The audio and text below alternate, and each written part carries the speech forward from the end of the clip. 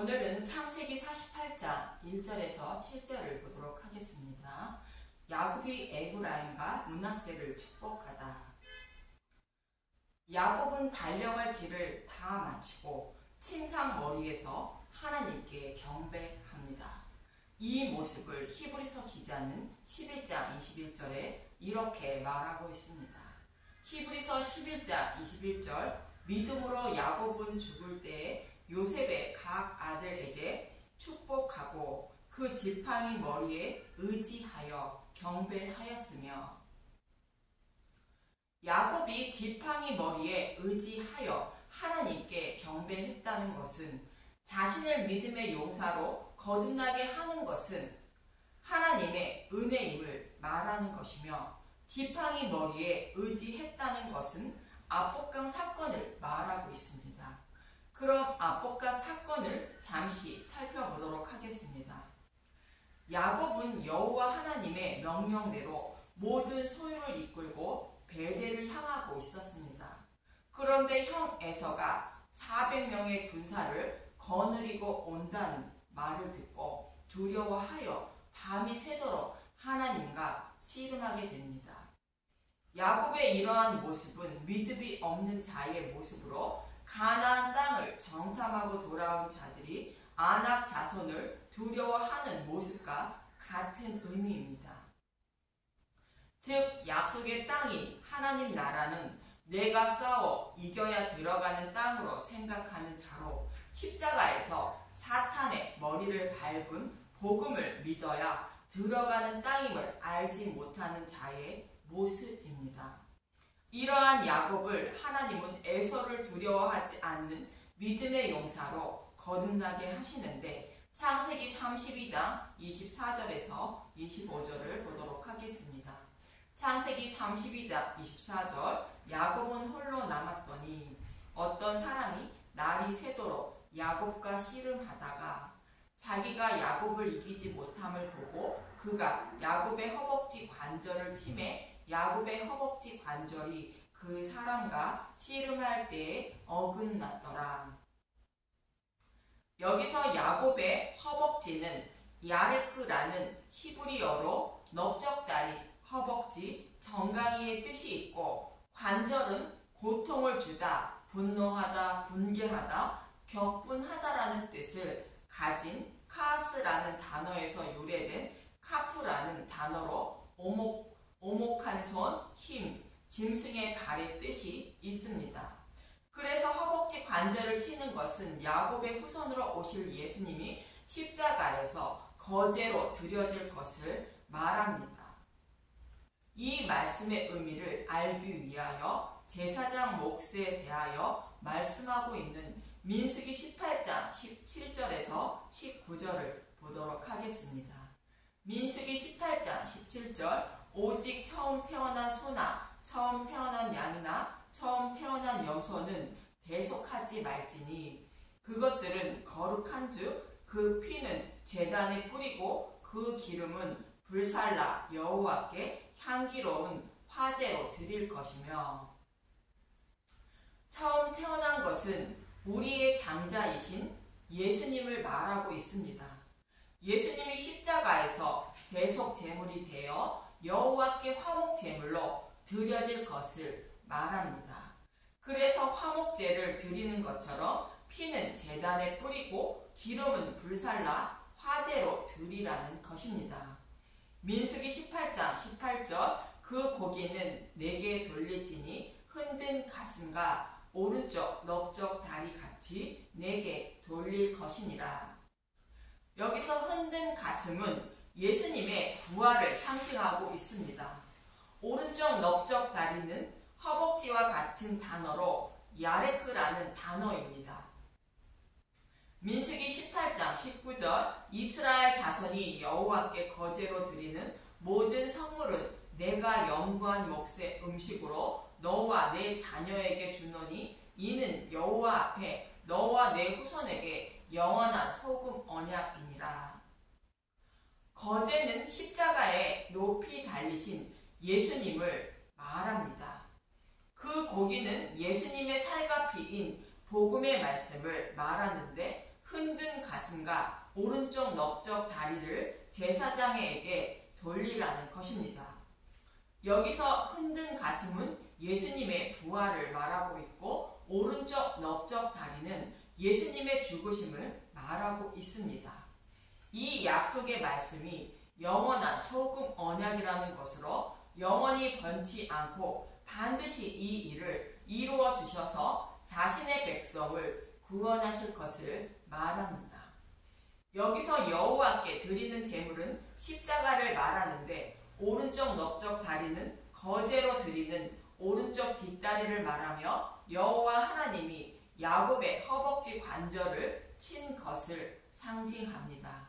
즉 야곱의 후손으로 오실 예수님을 하나님이 십자가에 대속 제물로 내어주실 것을 말하며 이 복음을 믿어야 에서를 곧 사탄을 두려워하지 않는 믿음의 용사가 되어 약속의 땅에 곧 베델에 들어갈 수 있다는 것을 가르쳐 주신 것을 말하고 있습니다.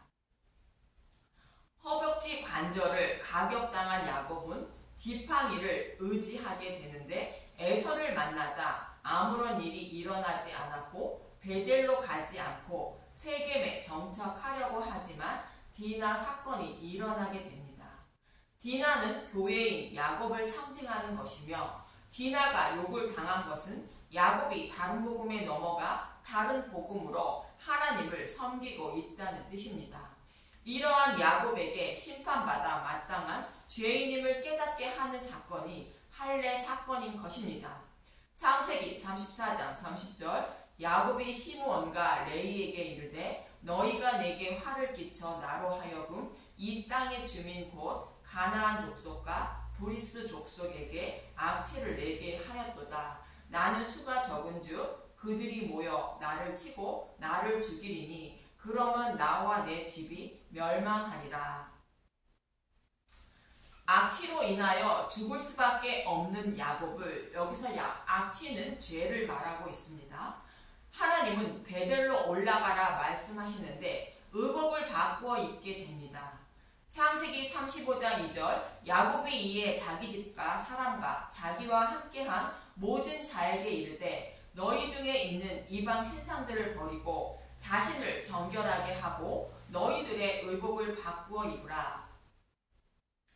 야곱의 가족이 의복을 바꾸어 입는 것은 예수님이 죽으시고 부활하심으로 더러운 옷을 입고 있는 교회인 저와 여러분에게 빛나고 깨끗한 세마포 옷을 입혀주시는 모습을 말합니다. 스가랴 3장에서 더러운 옷을 입고 있는 여호수아의 옷을 벗기고 아름다운 옷인 빛나고 깨끗한 세마포 옷을 입히는 모습과 같은 의미입니다. 스가랴 3장 4절 여호와께서 자기 앞에 선 자들에게 명령하사 그 더러운 옷을 벗기라 하시고 또 여호수아에게 이르시되 내가 내 죄악을 제거하여 버렸으니 내게 아름다운 옷을 입히리라 하시기로. 다른 복음으로 하나님을 섬기고 있던 야곱에게 디나 사건을 통하여 죄에 대하여 의에 대하여 심판에 대하여 알게 하신 것으로 복음의 말씀을 깨달아 믿게 하셨다는 뜻입니다. 그래서 야곱은 목자이신 예수님을 의지하는 자가 되었다는 뜻으로 지팡이를 의지하며 살았던 것이며 달려갈 길을 다 마친 야곱은 침상 머리에서 지팡이 머리에 의지하여 하나님을 경배했다고 말하는 것입니다. 자신이 구원받은 것은 지팡이의 머리이신 예수님의 은혜임을 알게 되었다는 뜻입니다.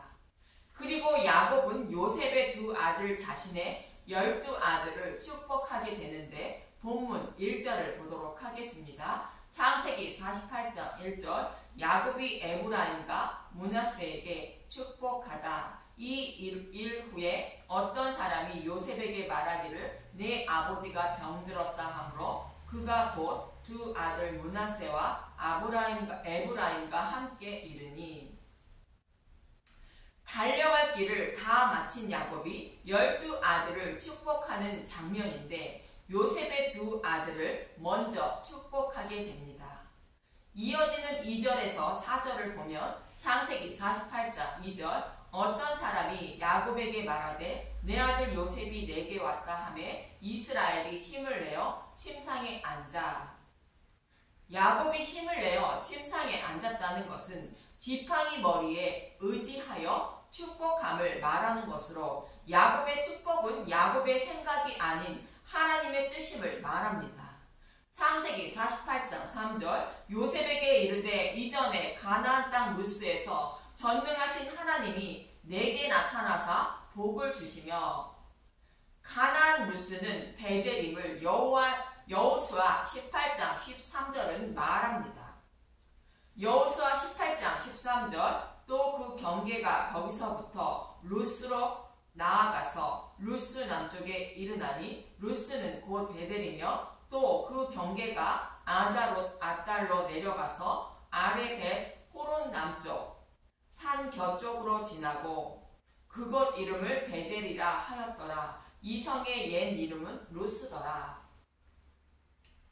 루스는 베델을 말하는데 전능하신 하나님이 베델에서 야곱에게 복을 주었다는 것입니다. 어떤 복을 주었는지 창세기 28장 13절에서 15절을 보도록 하겠습니다. 창세기 28장 13절 또 본즉 여호와께서 그 위에 서서 이르시되 나는 여호와니 너의 조부 아브라함의 하나님이요 이삭의 하나님이라. 내가 누워있는 땅을 내가 너와 내 자손에게 주리니 내 자손이 땅의 티끌같이 되어 내가 서쪽과 동쪽과 북쪽과 남쪽으로 퍼져나갈지며 땅의 모든 족속이 너와 내 자손으로 말미암아 복을 받으리라. 내가 너와 함께 있어 내가 어디로 가든지 너를 지키며 너를 이끌어 이 땅으로 돌아오게 할지라.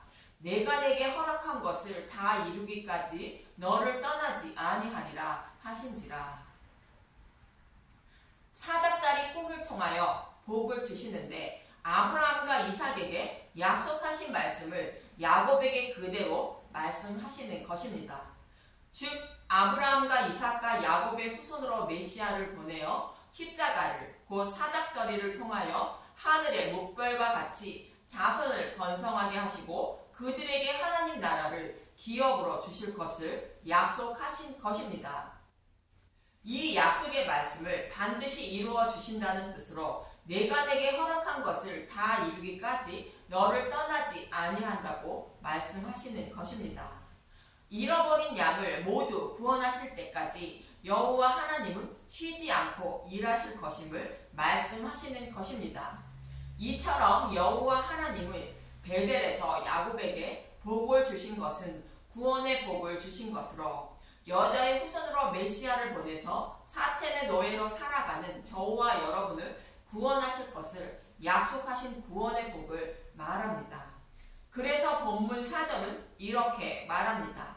창세기 48장 4절 내가 이르시되 내가 너로 생육하고 번성하게 하여 내게서 많은 백성이 나게 하고 내가 이 땅을 내 후손에게 주어 영원한 소유가 되게 하리라 하셨느니라. 생육하고 번성하게 한다는 것은 야곱의 12 아들을 통하여 하늘의 목별처럼 많게 하신다는 뜻으로 구원받은 하나님 백성이 하늘의 목별처럼 많게 하신다는 것입니다. 그래서 이들에게 약속의 땅인 가나안 땅을 기업으로 주신다는 것으로 하나님 나라를 기업으로 주신다고 약속하셨다는 뜻입니다. 이렇게 말하고 이어지는 본문 5절에서 6절을 보도록 하겠습니다. 창세기 48장 5절 내가 애굽으로 와서 내게 이르기 전에 애굽에서 내가 낳은 두 아들 에브라임과 므낫세는 내 것이라. 르우벤과 시므온처럼 내 것이 될 것이요. 이들 후에 내 소생은 내 것이 될 것이며 그들의 유산은 그들의 형의 이름으로 함께 받으리라. 요셉이 낳은 므낫세와 에브라임은 야곱의 것이 된다는 것으로 요셉을 대신하여 12지파에 들어가게 됩니다. 그리고 이들 다음에 요셉이 낳은 아들들은 므낫세와 에브라임이 받은 유산을 상속받는다는 것입니다. 여기서 에브라임과 므낫세가 야곱의 것이 된다는 의미를 알기 위하여 요셉이 두 아들을 낳는 모습인 창세기 41장 50절에서 52절을 보도록 하겠습니다. 창세기 41장 50절 흉년이 들기 전에 요셉에게 두 아들이 나되 곧 온의 제사장 보디베라의 딸 아스낫이 그에게서 낳은지라. 요셉이 그의 장남의 이름을 므낫세라 하였으니 하나님이 내게 내 모든 고난과 내 아버지의 온 짐 일을 잃어버리게 하셨다 하며, 애굽의 총리가 된 요셉이 낳은 장남의 이름이 므낫세라 했다는 것으로 요셉이 받은 모든 고난을 잊어버리게 했다는 것입니다. 이 말씀은 육신의 몸으로 입고 오신 예수님이 십자가에서 많은 고난을 받으시고 부활하셨지만 그 고난을 다 잊게 하셨다는 뜻으로 예수님이 죽으시고 부활하여 만왕의 왕이 되시고 자신의 백성을 구원하실 모든 준비를 마치고 잃어버린 자신의 백성을 구원하기 시작했다는 뜻입니다. 그래서 예수님은 그동안 받은 모든 고난을 잊게 되었다는 것입니다. 창세기 41장 52절 차남의 이름을 에브라임이라 하였으니 하나님이 나를 내가 수고한 땅에서 번성하게 하셨다 함이었더라. 요셉이 모든 고난을 이겨내고 차남인 에브라임을 낳았다는 것으로 요셉이 수고한 땅에서 번성하게 했다고 말합니다. 이 모습은 예수님이 죽으시고 부활하여 천하 만민을 구원하는 모습을 그리고 있는 것으로 하나님 백성을 번성하게 하셨다는 뜻인 것입니다. 이처럼 므낫세와 에브라임이라는 이름이 담고 있는 의미는 예수님이 많은 고난을 받으시며 십자가에서 죽으시고 부활하신 복음으로 약속의 말씀대로 땅의 모든 족속이 구원의 복을 받는 모습을 그리고 있는 것입니다. 또 애굽은 저와 여러분이 살아가는 이 세상을 말하고 요셉은 죽으시고 부활 승천하신 예수님을 상징하는 자로 요셉이 낳은 아들은 복음의 말씀으로 구원하신 하나님 백성 모두를 상징하는 자들입니다. 이렇게 하여 구원받은 백성은 하나님의 소유라는 뜻으로 요셉이 낳은 두 아들은 야곱이라는 것으로 말씀하고 있는 것입니다. 예수님의 죽으심과 부활로 구원받은 저와 여러분은 하나님의 소유라는 뜻입니다. 그리고 야곱은 자신이 사랑하는 라헬을 장사한 것을 상기하는데 창세기 48장 7절 내게 대하여는 내가 이전에 바단에서 올 때에 라헬이 나를 따르는 도중 가나안 땅에서 죽었는데 그것은 에브라까지 길이 아직도 먼 곳이라. 내가 거기서 그를 에브랏 길에 장사하였느니라. 에브랏은 곧 베들레헴이라. 야곱은 자신이 사랑하는 라헬이 베냐민을 낳다가 산고의 고통으로 베들레헴 길에서 죽어 장사한 것을 상기합니다. 야곱의 아내 라헬과 레아는 유대인과 이방인을 상징한다고 말씀드렸습니다. 예수님의 죽으심과 부활로 유대인과 이방인을 구원하는데 메시아를 낳은 유대인이 먼저 구원받는 것이 아니라 레아가 상징하는 이방인을 먼저 구원하는 것이 하나님의 뜻임을 말씀하고 있는 것이며, 야곱은 메시아를 낳은 유대인이 먼저 구원받지 못하는 것을 안타깝게 생각하고 있는 문구입니다. 로마서에 나오는 사도 바울의 마음과 같은 의미입니다. 로마서 9장 3절만 보도록 하겠습니다. 로마서 9장 3절 나의 형제 곧 골육의 친척을 위하여 내 자신이 저주를 받아 그리스도에게서 끊어질지라도 원하는 바로라. 사도 바울의 동족인 유대인이 구원받지 못하고 이방인이 먼저 복음으로 구원받게 됨을 보고 자신이 저주를 받을지라도 유대인도 구원받게 하고 싶은 사도 바울의 간절한 마음을 표현하고 있는 것입니다. 야곱도 사도 바울과 같은 마음으로 에브라임과 므낫세를 축복하며 사랑하는 라헬을 장사하는 장면을 떠올리고 있는 것입니다. 이렇게 구원받은 자들이 하나님의 백성이 된다는 뜻으로 요셉이 낳은 에브라임과 므낫세가 야곱의 곧 하나님의 것이 된다고 말하는 것입니다. 이처럼 야곱은 요셉이 낳은 두 아들을 자신의 것으로 삼게 되는데, 이는 요셉이 낳은 두 아들은 예수님의 죽으심과 부활인 복음으로 구원받은 하나님 백성을 상징하는 자들로, 구원받은 유대인과 이방인 모두가 하나님의 소유임을 말씀하고 있는 것입니다. 저와 여러분도 예수님의 죽으심과 부활인 복음의 말씀으로 구원받은 하나님의 소유인 것을 잊지 마시고, 복음의 말씀을 통하여 나를 구원하신 예수님에 대하여 더 알아가는 분들이 되시길 간절히 소망하며 기도합니다. 감사합니다.